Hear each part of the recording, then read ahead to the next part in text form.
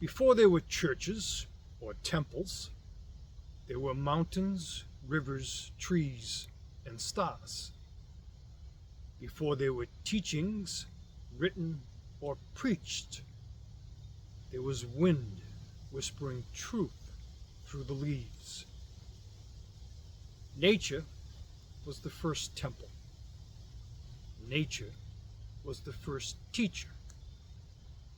Even Jesus often used nature as his living classroom. The Buddha awakened beneath a tree. Lao Tzu listened to the Tao in the stillness of the valleys. Yogis and sages of ancient India learned from the silence of the forests. Native elders received wisdom from the earth, the sky, and the animals. Saint Francis saw a divinity in every creature and called them brothers and sisters.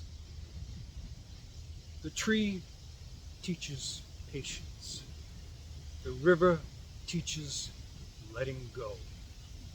The mountain teaches stillness. The fire teaches transformation. When you realize you are part of it, you stop seeking lessons just in books and start hearing them in the wind, the rain, and your own heartbeat. Return to nature. Breathe. Listen. The first teacher is still teaching and always will. Follow for more warrior wisdom and life-changing truth.